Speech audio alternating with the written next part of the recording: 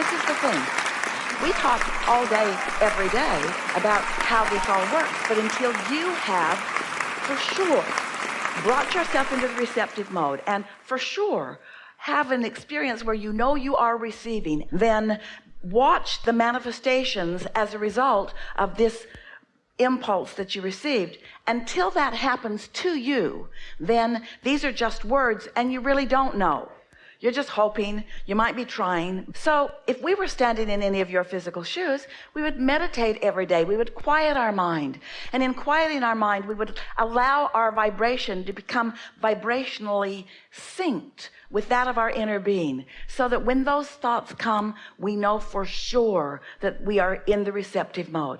The thing that trips you up is that through your life experience, you have long believed that if you were ever to become enlightened, which you think is unlikely, if you ever were to become enlightened, because so often those who are stand out and say about themselves how rare they really are. And so you don't really expect yourself to become enlightened. You don't really expect yourself to be one of those special ones who's in the receptive mode. And you really do think that if you should accidentally get into the receptive mode, that really important information will be given to you. It should be solemn. There should be harps playing in the background, and you should be receiving things that are of great importance. And so when Esther comes out of meditation and what she receives is an impulse to move furniture around, some might say, that's not very enlightened. Who's she tapping into? But the feeling of wanting to do that led her to an internet search, which led her to some moving men, which led her to a conversation that was exactly what this young man was looking for and what Esther was wanting to offer. So if we could just convince you that you are physical. Oh, wait, you already know that. If we could just convince you that it's good that you are physical, that you are physical beings on the leading edge of thought, that you are physical extensions of source energy, and that manifestations are as spiritual as it gets, so that you could then allow some of the, what you have formerly thought were not such spiritual thoughts. You know how you can tell that you're in the receiving mode? This is the surest way to know. And many of you will relate to this because it happens to you on a really regular basis. So you have put yourself into your quiet spot where you're meditating. And you've focused upon something that is not very interesting. Esther likes that sound, that sort of loudest, dominant sound, the steadiest sound in the room. She doesn't pick the chirping birds. They're too erratic. She would pick the constant, the sound that is the constant, and just focus upon it. So once you do that for a little while, seconds or maybe minutes, your mind stops offering its own vibration, which means you stop, or nearly so, it's close enough to say you do, the vibration of your own mind, your human mind, and you allow your inner being, your counterpart mind, to be dominant within you for that time, which means the vibration of your physical apparatus, which means every cell, which means the cells of your brain, the cells of all of you, rise to the frequency of your inner being, so that there's an alignment there, and then a thought will occur. Now, here's the most important thing. It doesn't matter what the thought is, but it is a wonderful distinction if you can know for sure that you were in that thoughtless space before you received the thought. Because if you can accomplish a thoughtless space for a little while and then receive a thought, trust that that thought is a thought that your inner being is thinking that you are receiving. Now you got to know this. Your inner being knows where you are vibrationally at all times, and knows where you want to be at all times, and knows where you are in relationship to everything you want at all times. So your inner being is offering a thought to you is the path of least resistance thought for you. And while you might want it to be book material, or you might want it to be an invention that has never been present on your planet before, and eventually it can be that, but at first, your first receiving thoughts, or your thoughts that are the most beneficial to you, are from where you are. What thought could you receive that would lead you in the fastest way to something that is important to you? And so rather than judging the importance of the thought, evaluate when the thought dropped into your mind. Was my mind busy and active when I got the thought? If it was, it didn't come from source. It was just a continuation of your busy, active mind. You following that? But if your mind was quiet and a thought dropped in, then bask in the deliciousness of that thought and stay there with it for the 15 or 20 minutes that you still have left in your sitting. And it may very well be that that thought will evolve into something more and something more and something more, or maybe another thought will drop in and another. But show yourself what receiving feels like. Don't take anyone's word for it. Show yourself that you are a receiver. Show yourself that you can be a receiver. And then you reach the place or the point in your vibrational aptitude where you don't have to meditate to get there. You can just get happy and get there. You can be driving and get there. In other words, you're in the receiving mode a good deal of the time. Haven't you been with someone when you really get rolling? A group of you around a table having such fun. Everyone's tuned in, tapped in, turned on, and here it comes, here it comes, here it comes, here it comes, here it comes, here it comes, here it comes. Boom, boom, boom, boom, boom, boom, boom, boom, boom, boom, boom. We're on fire, you say. We are so tuned in to well-being, and our inner being isn't trying to get us to change the world. Our inner being is just guiding us through the most pleasant dinner that has ever been eaten, you see. We want the proof to be, the satisfaction is the proof, because proof, until there is that manifestation that you're wanting. But there's plenty of satisfaction, which is proof, satisfaction, which is proof, satisfaction, which is proof, satisfaction, which is proof, before there is the manifestation, the car in the garage or the whatever.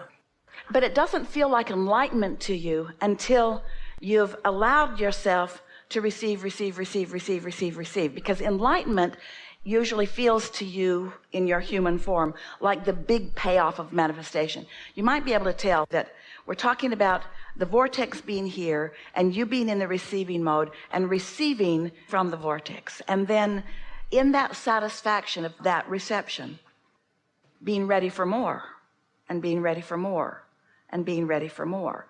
Meditation is really a progressive thing. That's why it's really helpful to do it every day. Being ready for more and being ready for more. And so what you want to call enlightenment might be, once you're really in the groove of it and you're really asking deeper questions. In other words, the deeper your question, then the more enlightened your answer feels. But really, everything that is received is enlightened because it's coming from that pure positive energy. We think it's a good idea to acknowledge this. This is really a good culmination of this part of what we've been talking about here. So, do you get it that you are an extension of this source energy?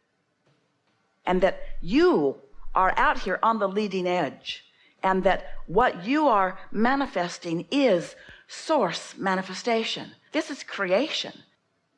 Humans talk about how God created the world. Well, the world is still being created. The creation never stops. And that source energy that man believes that was there in the beginning is never-endingly always there.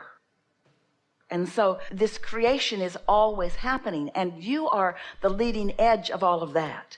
And you have the privilege, you have the freedom to be at the point of those manifestations where it bursts into being translated through physical senses. Oh, how delicious is that?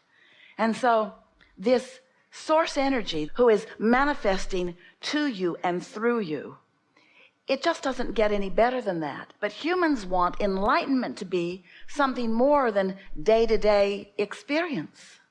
But day-to-day experience is the leading edge experience. It is the ongoing experience. It is what source is all about. And it is what source is reveling in now, you see. This combination of beings has never been before unto all of the universe. And the reveling that all that is experiencing as a result of what you are offering with your minds and what you're feeling with your solar plexus and the new awarenesses that you're coming to. This is leading edge thought. This is taking thought beyond what has ever been before, which means it's taking manifestation beyond what it has ever been before. It's what puts the eternalness in eternity. It couldn't be any better than that. So often humans use big words like enlightenment or success that in some ways limits them because they put an artificial barrier. It's like sometimes people will say, I have a really important question. Well, the more important they think their question is, the less likely they are to hear the answer. Your question can be important and easy to understand at the same time. You see, you've thought so many thoughts, and it's a good thing, not a bad thing, because consider this. You get it that when you know what you don't want, you know what you do want, and that those rockets of desires, those transmissions of vibration are what have created this vibrational reality that is the source of all that you are now receiving. Did you follow that? And do you know that? So as the contrast occurs, that's where the beginning of all of your creation comes from, which means if you don't allow yourself contrast and those moments of knowing what you don't want, you don't allow your evolution. The evolution of all that is, the expansion and evolution of every species is about that. You've got to be all right with that. All that fear means is that you in this moment aren't in sync with the thought that your inner being is having about this same thing that you're thinking about. It's just guidance. That's all it is. It's just guidance. This guidance is coming through your ear rather than through your solar plexus. But if you weren't hearing these words, you might be feeling the emotion that what we know and what you are thinking are creating. But is it possible that you might accept that the very fear that doesn't feel so good is because of the love that is being offered that you are presently denying? That's what fear always means. We can't convince you with words. You've got to show yourself through alignment.